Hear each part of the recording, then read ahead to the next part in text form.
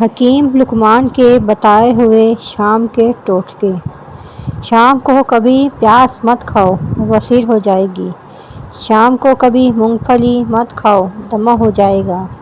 شام کو چاول مت کھاؤ ورنہ چربی بڑھ جائے گی۔ شام کو ٹوپی پہن کر مت سویا کرو، دماغ کم ہو جائے گا۔ شام کو تھوڑی دیر سونے سے عقل بڑھتی ہے۔ شام کو جھاڑو مت لگاؤ، رزق کی تنگی ہو جائے گی۔ کھانسی روکنے کے لیے صبح و شام ملیٹھی منہ میں رکھ کر چوسیں۔ بادام کا حلوہ نزلہ، زکام اور سر درد کے لیے بہت مفید ہے۔ مچھلی اگر طویل عرصے تک فریج میں محفوظ کرنی ہو تو ایلومینیم فوائل میں لپیٹ کر رکھیں، اس طرح بہت عرصے تک وہ بالکل تر و تازہ رہے گی۔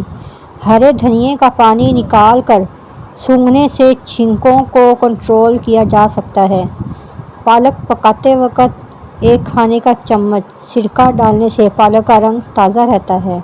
چاول پکاتے وقت اس میں نمک اور سرکہ ضرور ڈالیں، اس سے چاول آپس میں جڑتے نہیں ہیں۔